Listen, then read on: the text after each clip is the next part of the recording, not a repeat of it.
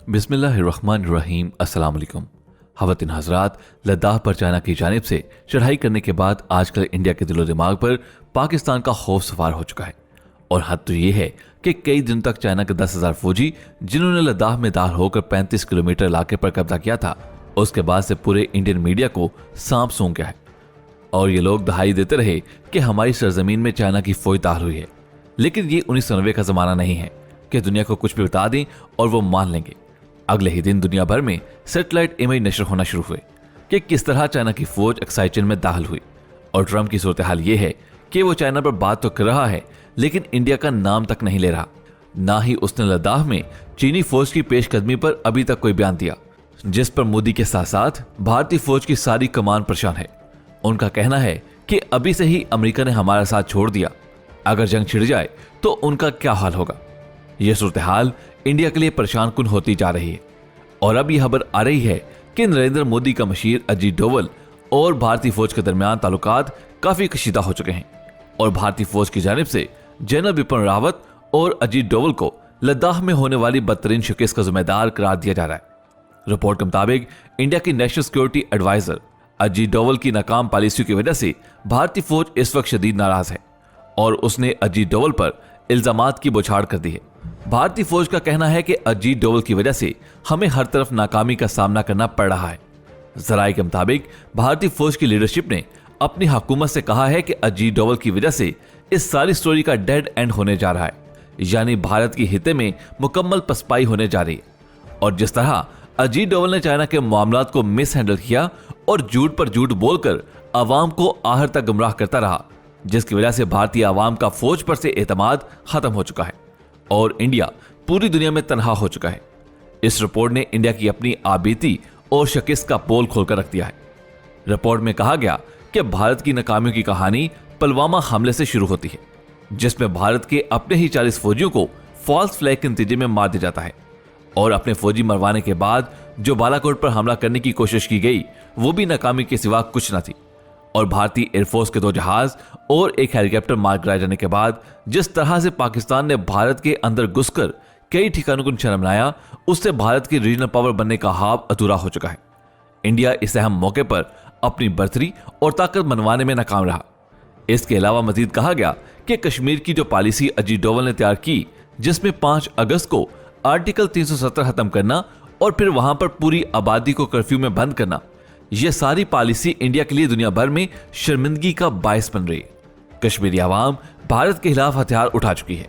लद्दाख को union territory बनाने की वजह से चीन भारत के खिलाफ जवाबी इकदाम करने पर मजबूर हुआ, जबकि भारतीय फौज ने जनरल बिपिन रावत पर भी इल्जाम लगाया है कि उसने पूरी आर्मी को पॉलिटिसाइज करके रख दिया है, वो भी अपने जाती मफादात के लिए। क्योंकि जनरल बिपिन रावत, जिसका नाम नरेंद्र मोदी के साथ राफेल जहाजों के स्कैंडल में आता रहा है, उसके बारे में आम ख्याल यही है कि उसने मोदी को जितवाने के लिए इलेक्शन में धांधली करवाई और मोदी की करप्शन में उसका साथ दिया। तो बदले में मोदी ने उसे इनाम से नवाजते हुए चेयरमैन डिफेंस स्टाफ बनाया। वाज़ेह है कि चेयरमैन डिफेंस स्टाफ का ओहदा भारतीय फौज में था ही नहीं, बल्कि अलग से ओहदा क्रिएट करके दोबारा से जनरल बिपिन रावत को मुसल्लत किया गया। और भारतीय फौज के असल फैसले जनरल बिपिन रावत और अजीत डोवल के हाथ में हैं, जिसमें भारतीय army chief general Manoj Naravane भी परेशान है, क्योंकि उसकी कोई बात नहीं मानता। उसको वही करना पड़ता है जो अजीत डोवल और जनरल बिपिन रावत उसे आगे कहता है। इसी वजह से भारतीय फौज के अफसरान ने मौका पाते ही अजीत डोवल और बिपिन रावत पर इल्जामात की बारिश कर दी है और उन पर सारी नाकामी का मलबा डालते हुए कहा है कि उन्हीं की वजह से पूरी भारतीय फौज को जिल्लत और रुसवाई का सामना करना पड़ा है। उन्हीं लोगों ने चीन के साथ साथ दीगर पड़ोसी ममालिक को नाराज किया है और नेपाल जैसा मुल्क भी इंडिया को आंखें दिखा रहा है, जबकि नेपाल 200 साल पुराने मैप निकाल कर इंडिया को बता रहा है कि अभी और भी जगह हैं जिन पर नेपाल क्लेम कर सकता है। जबकि चीन के साथ अगर लड़ाई होती है तो इंडिया के पास पहाड़ों पर लड़ने वाली, इसीलिए भारतीय फौज की जानिब से रजाकार भर्ती करने की गुज़िश्ता दिनों बातें की गई, जबकि पाकिस्तान की जानिब से इंडिया के फॉल्स फ्लैग ऑपरेशन की बरवक्त कहानी दुनिया को बताए जाने के बाद इंडिया इस पोजीशन में नहीं है कि वो फॉल्स फ्लैग ऑपरेशन करे, क्योंकि अगर वो कुछ भी ऐसा करता है तो पाकिस्तान और चाइना को इंडिया के खिलाफ भरपूर कार्रवाई का मौका मिल सकता है। इतनी बड़ी सेटबैक और इतनी बड़ी जिल्लत जो भारत को इस वक्त उठाना पड़ रही है, उसे शायद भारत कभी ना भूल पाए। और भारत उसके बाद शायद अपनी पॉलिसी तब्दील करने पर मजबूर हो जाए। और इंडियन मीडिया का हाल इस वक्त ये है कि उनके दिलो दिमाग पर पाकिस्तान का बोझ सवार हो चुका है। यानी इंडियन मीडिया में बात चाइना की हो रही थी, लेकिन घुमा फिराकर वो पाकिस्तान की तरफ ले जाते हैं, जिसका मतलब है कि पाकिस्तान का खौफ उनके दिलो दिमाग पर मुसलसल सवार है। हाल ही में इंडियन चैनल टाइम्स नाउ के एक एंकर, जिसका नाम निव कुमार है, ये बंदा टाइम्स नाउ पर चाइना के हवाले से हाल ही में रिपोर्टिंग कर रहा था, और जहां पर पीएलए यानी पीपल्स लिबरेशन आर्मी का जिक्र आता है तो उसके मुंह से बेसाहता पाकिस्तान लिबरेशन आर्मी निकल जाता है। आप भी जरा मुलाहिजा कीजिए। Pakistan liberation army war model which it has constructed just a photocopy of what Ladakh is looking like.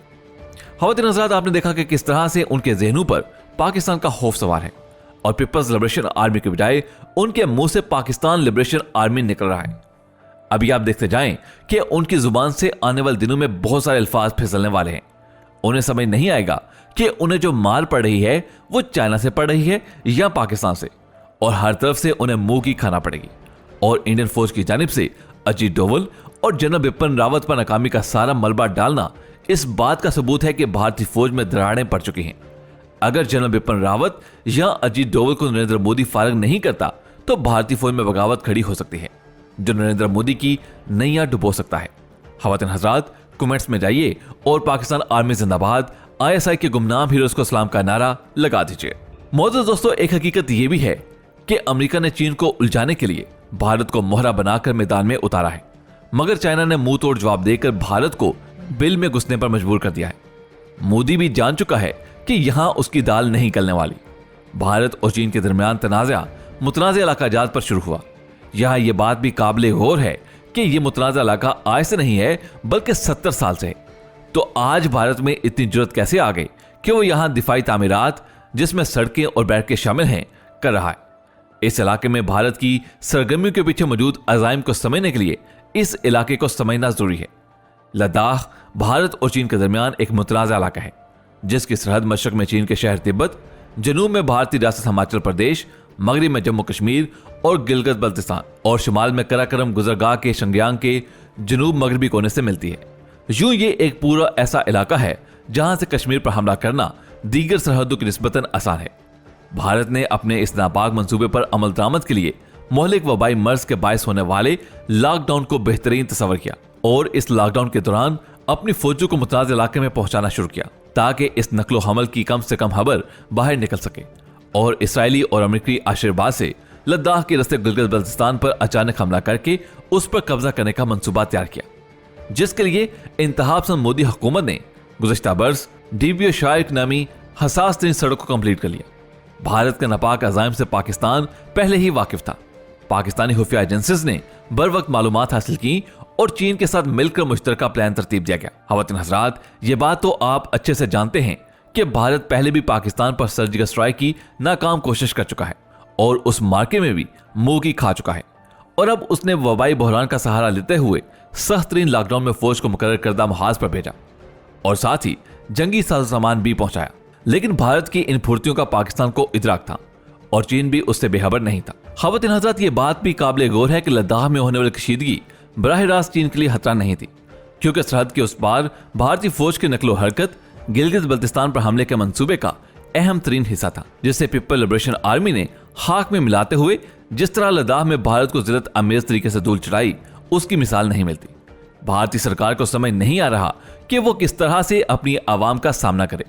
एक जानिब सोशल मीडिया पर भारतीय फौज की जानिब से बैनर्स गर्दिश कर रहे हैं, जिस पर चीनी हुकूमत से भारतीय फौजियों की रिहाई की अपील की गई है, तो दूसरी तरफ भारतीय army chief general Manoj Naravane media के सामने ऐसे किसी वाक़े से इनकार करते हुए कहते हैं कि वो ऐसी बेबुनियाद खबरें ना दें।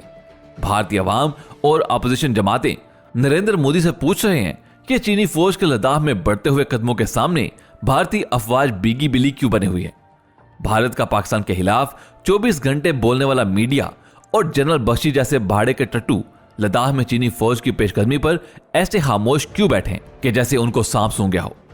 और यूं पाकिस्तान आर्मी की चीनी अफवाज के साथ बेहतरीन हिकमत अमली से भारत को वो जिल्लत अमेज शिकस्त का सामना करना पड़ा है जो अर्शों तक भारत नहीं भूल सकता। खवातीन हज़रात, आज की वीडियो में बस इतना ही। वीडियो पसंद आने की सूरत में इसे लाइक करते हुए फेसबुक और व्हाट्सएप पे जरूर शेयर कीजिएगा आपसे मुलाकात होगी अगली वीडियो में। तब तक अपना बहुत सा ख्याल रखिएगा। अल्लाह हाफिज।